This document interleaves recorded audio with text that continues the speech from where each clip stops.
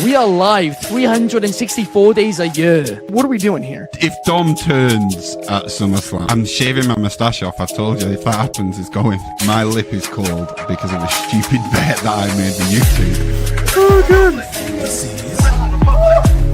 Wrestle's better than Daniel Bryan. Bryan Daniels. Better than Okada. How do you not get 50 after Monday Night Raw? Good evening from Swansea, wrestling fans. I'm your host, Ben Allison, and you are watching Wrestling Republic's daily broadcast, and it's Mailbag Monday, where we answer the questions which you guys have sent in and submitted to us via our Instagram stories. It's a really fun one today. We got a lot of good topics to get into, and I'm sure we've got a lot to talk about. And also, for our viewers who are watching on YouTube right now, I've just realized the graphics next to us are wrong. But while I fix those, let me introduce the co-host of the show, Clark Taylor. How are you, Clark? I'm stoked to be here. I do have good news for you as far as tech issues are concerned. We are live on Instagram as well, Ben. Hey. I'm wearing my NAW t-shirt. Monster shout out. That show was a blast Friday night. Money in the Bank was also a blast. Naomi did win it, but I do understand that these are the wrong graphics today, Ben. They're up now. That was right ones are up. Right back into it. I'm stoked. Happy Monday, everyone. It's Mailbag Monday. We've got mail. Let's get into it. Absolutely. And also joining us today, we have somebody who I just found out I haven't been on a show with before, and I am very excited to be on the same show as today. We have Ant Yu. How are you, Ant? What is going on, everybody? This is my first show with Ben. This is my 8th show with Wrestling Republic. I am having a blast doing this. Let's get this show going. It's going to be a great one. Absolutely. And without further ado, let's get out the mailbag and let's tear it open, because the first question is from Ahmed Bilal Malik over on Instagram, who says, will LA Knight ever get that spotlight like that Yeet merchant Jey Uso when he's got zero effort or talent? So this question is kind of two parts. One part of it is a massive diss against Jey Uso, and personally, I'm not going to get into that because I think that's a little bit harsh, but I will get into the LA Knight thing. Does LA Knight deserve a main event run? Yes. Does he deserve a world championship? Yes. Is he ridiculously talented? Yes. Should WWE make him a main eventer? In my opinion, no. And the reason for that, we joke about me saying it's his age and all of this, but the fact is WWE really do have a genuine issue right now. It is an issue which we are going to see in 5 to 7 years' time, where pretty much, like, I think it's 80 to 85% of their main event scene have said they are going to be retired in the next 5 years. There's never been that amount of people retiring at once, that high up the card ever in professional wrestling. Not even the Attitude Era to the Ruthless Aggression Era, which is, of course, what a lot of people talk about when they talk about stars changing very, very quickly. So something needs to happen, and they need to create younger stars. And you can't create tons of stars at one time. You can only really make a select few. And unfortunately, right now, I do think WWE need to focus on younger stars. And they focused the last couple of years on Jey Uso, Damian Priest, who are both, a lot older. So unfortunately for LA Knight, I don't think he's going to get what he deserves. And that really does suck for him, because despite the jokes, Clark, I actually do like the guy. But what are your thoughts? I think I first want to address the Jey Uso stuff. Like, I was at the Rumble, Mania, and Money in the Bank this year, and if you don't think he's over, I don't understand it. Every entrance is huge. The Yeet stuff is everywhere. Everybody's waving their hands. Everybody in the crowd generally seems to be behind Jey Uso when it matters. So should LA Knight be in Jay's shoes? I don't know. Do they even wear the same size? How did we even get to this comparison? LA Knight's awesome in his own right, but should he be in Jay's shoes? I wouldn't say so. No. They have two completely different stories. They're two completely different characters and situations. Could he be a main eventer? Now that's something else we got to address, because obviously, Ben, you brought up that while you actually do like him in a reality world, don't believe that he's going to get that push. I think he'll be in the title picture again shortly. I absolutely believe at some stage it's very possible he wins the world championship in the same way that Jey Uso does. I don't think so. No, he's not going to win the Royal Rumble and do it at WrestleMania. But to put him in a main event match, I don't think is an issue.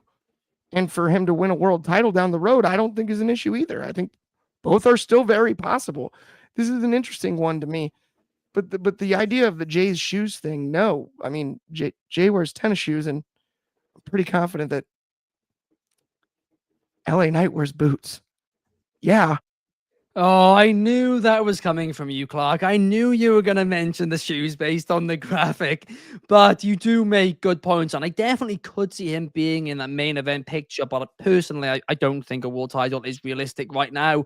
But he was a former world champion in TNA. Great point, Bobby Petito. David Marge wants to see him get a heavyweight championship opportunity.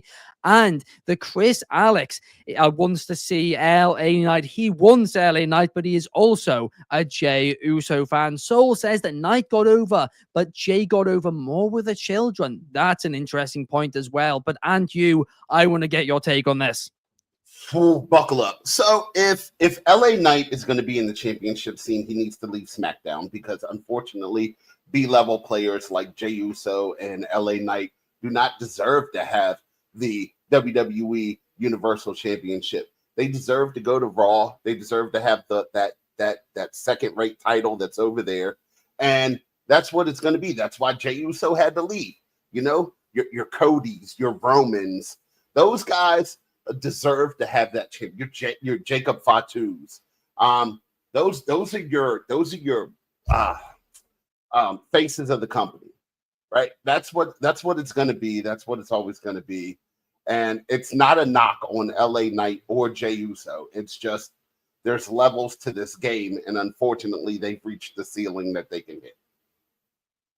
Yeah, I am inclined to agree with you there, and it sucks because if they were 5-10 years earlier, I think they could have gotten there. But you know, it's just the timing's not been right for them, unfortunately. I think LA Knight's like 6 foot tall. I don't think he's 5'10". Oh my gosh. Oh my gosh. What is it with these jokes today? I mean, then again, right, we say that I'm harsh with ages. Roundhead in the comments is going not long till LA Knight needs a walking stick. Come on, that's harsh. Hey man, I'm old too. Give us a break here.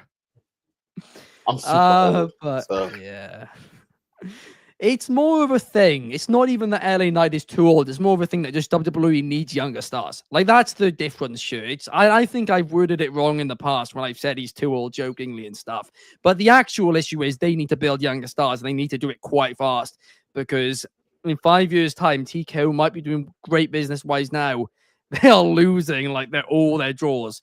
And you can make draws in 5 years, but it's a lot harder to make draws in 3 or 2 years. You got to start making them now.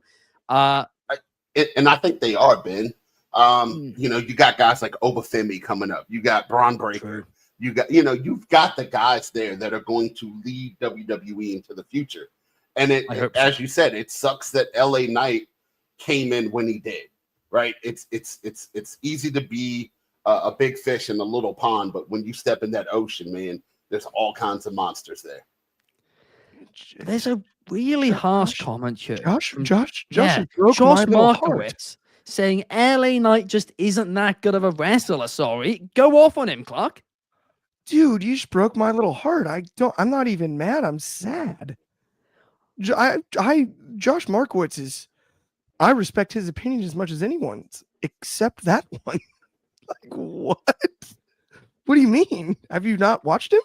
Josh, you're better than that. Pick it up, kid. Come on. I will say, I think he's improved drastically over the past year. And not many people are actually talking about that. But in ring, LA Knight has actually improved a lot since when he first got called up to the main roster. And last week, his match with Aleister Black, I think, backed that one up too.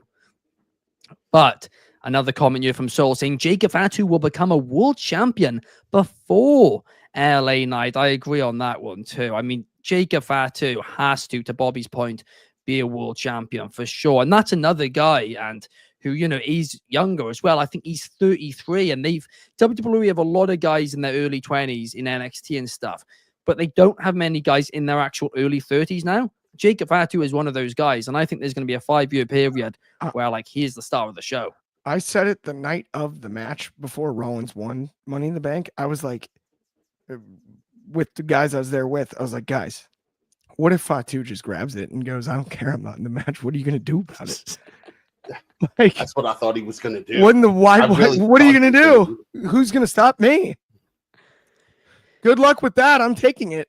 It's like, no, imagine whoever has to come out, Pierce, Aldis, all of them. They're like, no, it's not yours. Fatu's like, so, okay.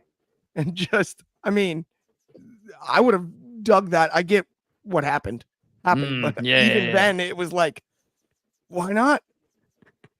And the Chris Alex says the same thing as well. Here's one thing I will actually say. Next year, I do think Jacob Fatu, thinking about it now, should actually do that. He should win the briefcase, right? Yeah. Or King of the Ring, one of the two. That should be the thing which turns him from a mid-carder into a full-blown main event or a world champion, because that is somebody who I think really, is that level to what we're talking about. But also we haven't seen Money in the Bank actually properly create a star in a few years now, it feels like. It's been a little bit. I mean, I guess you could argue Tiffany Stratton, but sorry, I meant on the men's side. Definitely Tiffany Stratton. Shoot. I mean, it has been a little bit of time. Yeah. I guess Damian Priest maybe, but that was sort of overshadowed. That would be that's sort of I'm trying to think devil's advocate now at this stage. I'm like, it's not going well. It takes me a while to get to one that Ziggler. It was the last time I was like, oh, that really benefited. Mm-hmm. That's nuts. That is actually weird to think about, because they did it with Edge, Punk, and Dolph. I mean, Big E was definitely kind of. Yeah. But he was already a star. It didn't create a star; it created the moment. Yeah. So I don't know if you count that one, right? Big E was already a star; just the moment was deserved, so it created the necessary moment that Big E needed. Yeah, that's a tough combo. Okay. That's interesting. They've actually, they've been really botching this Money in the Bank briefcase, thinking about it now. It's making me sad because I really had fun at that show. No, it was a really, really good show, no doubt about it. And I'm happy that Seth has got that briefcase now. David Mudd says we're going to get cooking on our road to WrestleMania. It's about 9 months away, but let's start cooking now. We're on the road. Sure. I agree, says the Chris Alex, and Roundhead says that he thought Fatu was going to as well. And Josh apologizes, a formal apology for breaking your heart, Clark. Thank you, Josh. That means the world coming from a guy like you. But you should be apologizing to LA Knight, actually, not Clark. Los Angeles Knight. That's who he was in LA. Gosh. That's true. Let's now move on to talk a little bit about Charlotte, right? Because we have a question from Ella Elizabeth Gilrath over on Instagram, who says, hot take, Charlotte isn't handed anything and has a good work ethic. So basically going against the claims that we've seen in recent years that Charlotte just gets given everything, whether it's because she's blonde or because of her name, whatever the case, people like to claim that. And for years and years and years, I have defended Charlotte Flair. I have said genuinely, I think for maybe between 2017 to 2022, I genuinely think she was the best in ring out of the four horsemen. Big statement to make, I know, but I will make that. Here is the thing. That WrestleMania feud, I am still annoyed with how she handled it. I think she really, really dropped the ball. So I don't know. But I don't think, she's been handed all these titles because of her name or her hair color. I think she's been handed them because she's earned them. But Clark, what's your take? I'm befuddled. I'm absolutely befuddled by the whole thing. It's thrown me for a loop. I thought the question was about the city of Charlotte, and I was like, well, they got Sting's last match, and I think it seems like a working class town. And then the next thing you know, it's about Charlotte Flair and her work ethic. We could have the Nepo baby conversation as often as people like. Anytime you have a famous dad or a famous mom or a famous parent, you're going to get that for the rest of your life. And that's two things can be true at once. Some of the hardest working people are in that situation because they're trying to live up to a standard that's nearly impossible. Charlotte Flair has been around for as long as we can remember back when it comes to the women's revolution, evolution, the pay-per-view, all of that, main eventing WrestleMania, all of the things she's done and accomplished. And we're going to question whether maybe she sandbagged it a bit with Tiffany Stratton. Come on, man. I agree, I guess, with the statement, with the hot take in some regard. Charlotte Flair works as hard as anybody and cares as much as anybody. She was very clearly frustrated by something that went on in that matchup with Tiffany, and the two of them, chemistry wise, it didn't work. So we saw emotions, unfortunately, bleed out into a spot where we're trying to create emotions, not inside the ring, but outside the ring. And I think that's sort of what we saw from Charlotte. But to question her work ethic in any way, no, absolutely not. Charlotte Flair came back from a brutal injury, did rehab, not on screen, on screen. Nobody saw her come back from her injury on screen or anything like that. All the work that she actually had to put in. So to question her integrity or work ethic, I think is a step too far.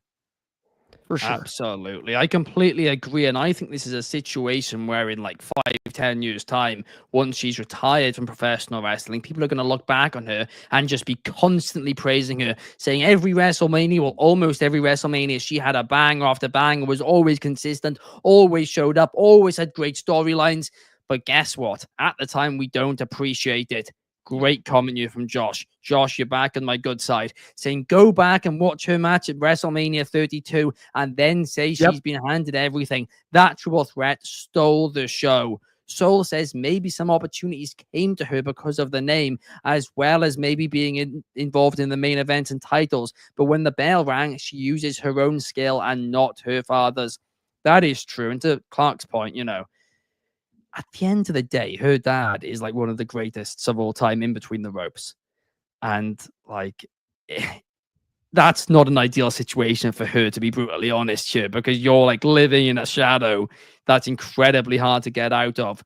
And she, I do think she has done that, which is applaudable. Fernando says Charlotte is one of the best wrestlers ever. The reason she gets all the hate is because of the way WWE has booked her, and I think that's the big underlying thing. Totally in agreement there. Yeah, and it's 1,000%. It's such an interesting deal. It's like you love them until it's easy. Right now, Charlotte's an easy target because we all know that the Tiffany thing didn't go well. Right? It doesn't take a microscope to figure that one out. No, like, he didn't. We can see that. They dropped the ball. But to all of a sudden just be like, whose fault was it? I don't know if that's even necessary. Like, figure that out later.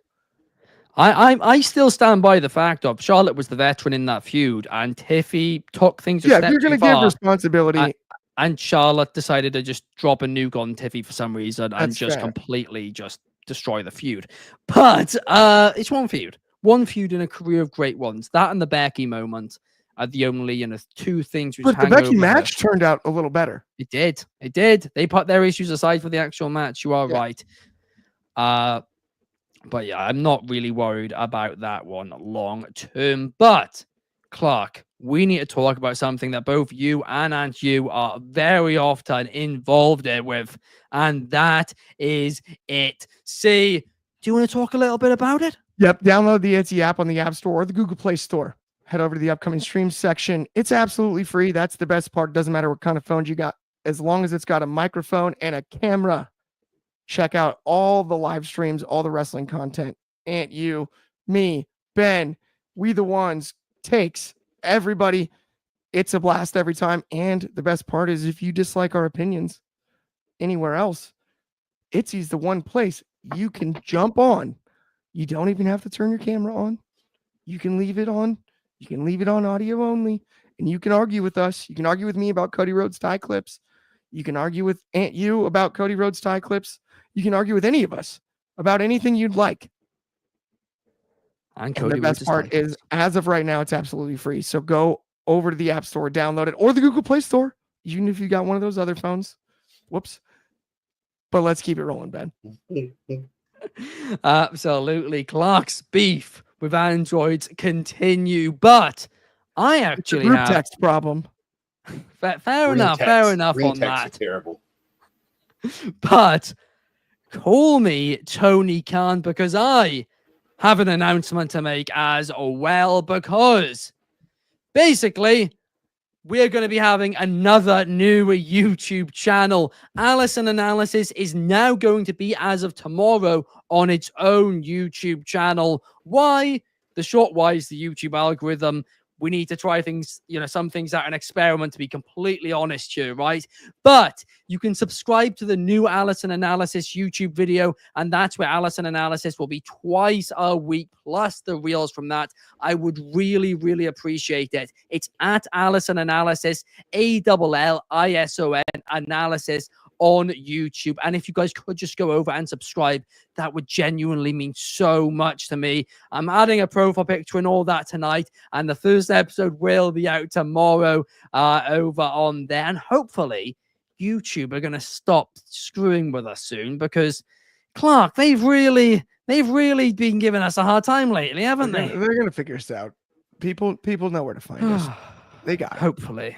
We'll get it Hopefully. figured Or we out. might have to do what Samantha Irvine did and just tweet saying, hey, we've been shadow banned, and then eventually get unshadow banned or something Boom. like that. David Marge, thank you. I really do appreciate it.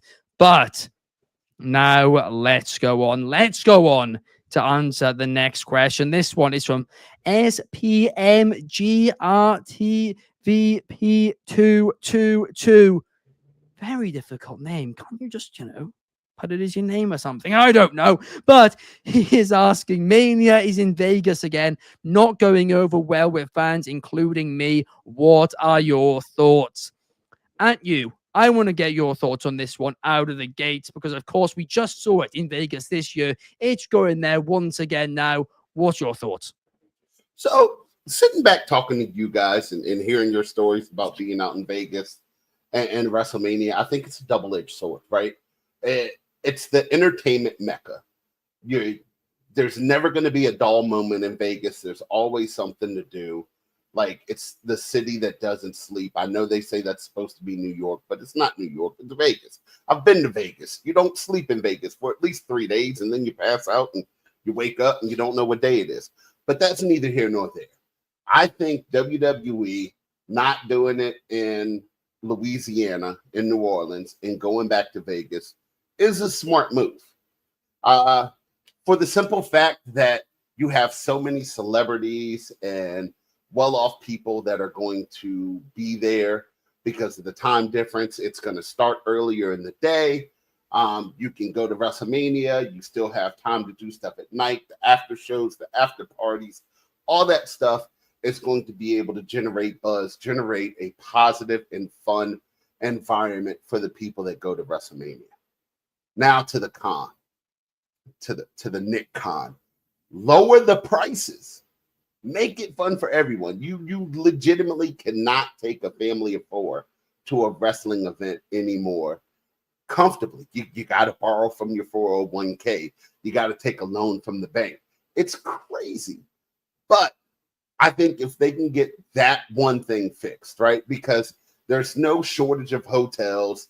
There's no shortage of fun things to do. Just the pricing. And you get the pricing under control. And if you want to make that your WrestleMania destination, I think people would have no problem flying out to Vegas once a year to watch WrestleMania. Wow. I mean, that would be interesting if it does become an annual thing, to Soul's point. I don't think it's going to be every year, but I do think it's going to be like once every 5 years or something like that. I do think it's going to become common because, to your point, Ant, a lot of people who are very wealthy live there or around there. And it is, it's a very great place to do an event. But also, to your point, ticket prices. Big issue. That is my one worry. Can they sell that many tickets for that price for a second year in a row? In fact, it'll be more for sure because they want to break that record too. Can they do it? I'm not sure. Clark, of course, you were there last year, weren't you? And this is where I'm really fascinated, because I love that you brought up the point about the ticket prices. I think that's key, but another factor is Fontainebleau was the official hotel, which is on the north side of the strip. It's Vegas. It's the one street when it comes to the strip, right? West Hall, beautiful convention center. You have Mandalay Bay Convention Center right down exactly across from Allegiant. Given a second year to go about things, I think this is where they can right some wrongs. Maybe you run Mandalay Bay Convention Center, a slightly smaller convention center than the West Hall, for the Superstore as well as World, and you can set that up, add to the convenience, make it easier, and then make it more accessible ticket wise. I think the ticket prices, it was a learning experience this year, because we all recognize that they had to sell some at the last minute, Ben. We did. And so they should come down slightly. Now, I will say it's a problem in Vegas right now, and it's a big debate. Vegas doesn't feel like Vegas anymore because of the uptick lately in the building and all of that, right? Everything is, Vegas used to be more affordable and an escape. It's still an escape, but affordable, not so fast. It's the ticket prices coming down is key. The problem is the prices around it on everything else, food and beverage, is where you're going to run into trouble. The whole town's expensive. AC/DC was 1 week after WrestleMania. And, AC/DC, old school band and whatnot. Everything was more expensive around AC/DC, the same way it was around WrestleMania. And so it's as much of a Vegas problem as anything.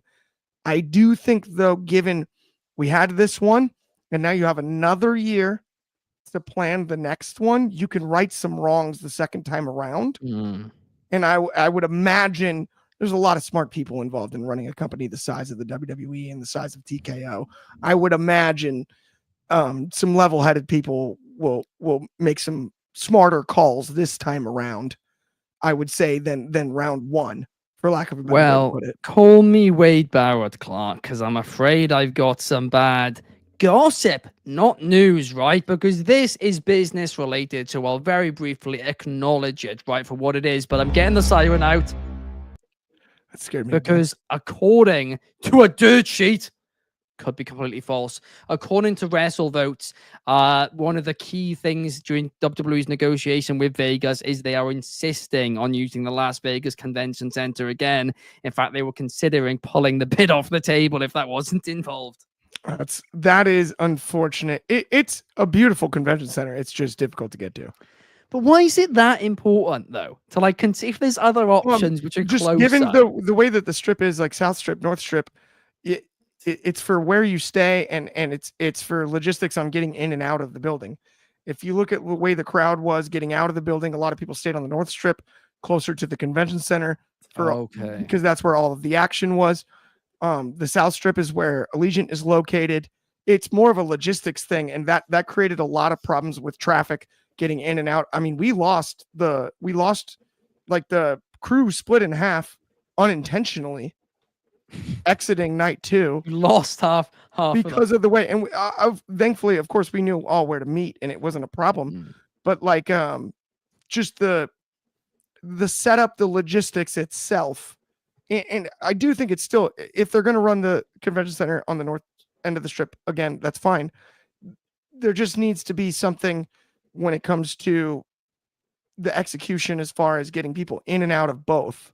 They need a bus that makes it easier. Cody Rhodes needs to start driving his bus around. That's the answer to this problem. The key, I think, is it's more like they need, if the tram system is completely done, then it doesn't matter anymore. The free Vegas tram, because you can get halfway there on the tram, which is what we did, but it was still 40 minutes to go, like 2.5 miles.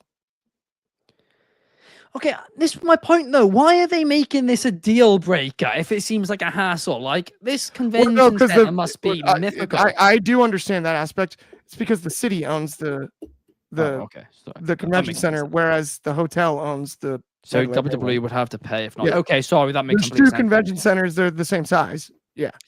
Fernando says Mania in Vegas is a bad idea. There are a lot of fans who normally go to Mania who can't afford to go to Vegas, and real wrestling fans who are getting excluded from Mania. And to Aunt U's point, families too. Like, it's impossible to take a family of four, or even, to be honest with you, in most cases, two people. Now it's absolutely nuts.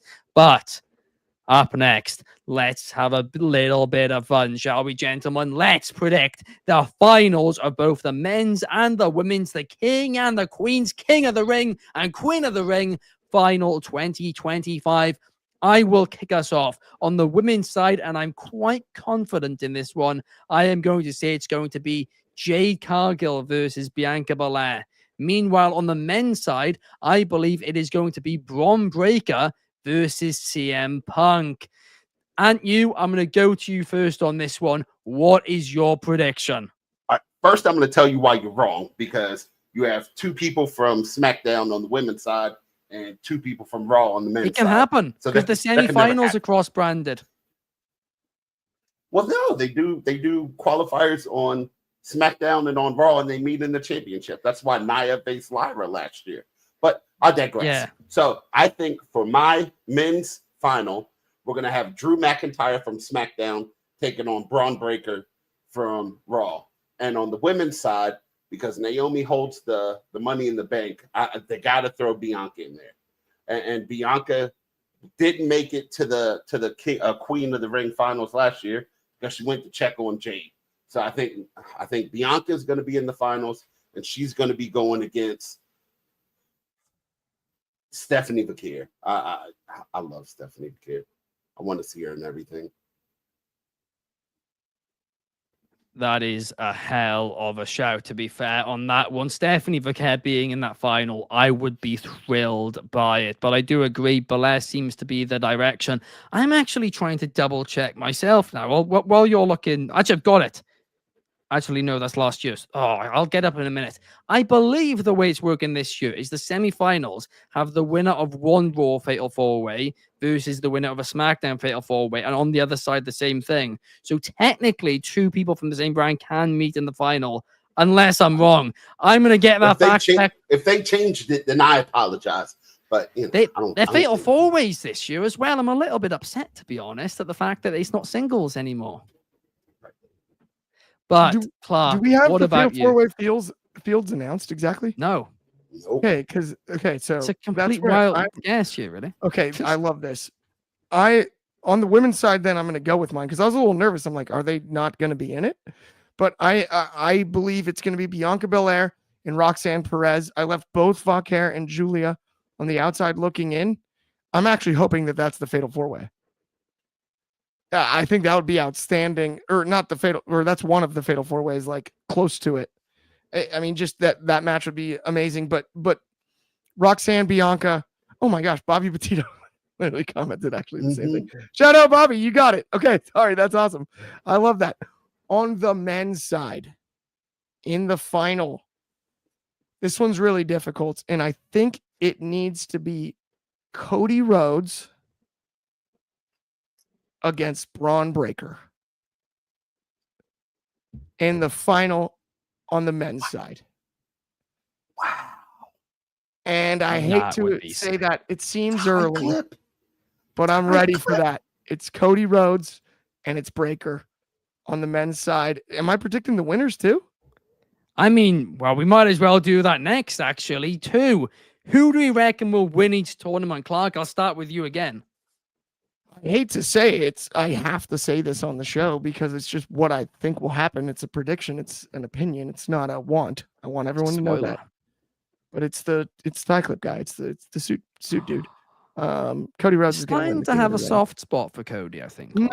Nope. There you are. You're I wrong. can see it. Nope. Being a little bit nicer week by week about him. What about on the women's? He is going to win that one, though. Bianca Belair is winning the women's for sure. And I actually think that match with her and Roxanne, though, is going to be a bigger moment for Roxanne than Bianca winning the tournament is, because I think she'll get the match with Roxanne. She'll get the match out of Roxanne. Roxanne will get the match out of herself that she needs to really put the full stamp on breakout star of the year, because we talk about Julia and Vaquer all the time. We forget how long Roxanne lasted in the Rumble. You know what I mean? It's Roxanne is on fire right now. Her entrance was great. She got a bigger reaction at Money in the Bank than I expected. And I think an absolute bell-to-bell slugfest between her and Belair is worth at least the price of admission. There's no doubt about that. I'm about to make a big call, and I'm going to make it right now. Evolution, Tiffany Stratton, Jade Cargill. Jade Cargill wins. Bianca Belair will then win King and Queen of the Ring, which completely goes against the prediction I just made, Belair and Cargill. But I believe Belair's winning that. I reckon at SummerSlam is going to be Cargill versus Belair, and I reckon that is when Naomi is going to cash in. However, she ends up doing it. But Aunt you, what's your call?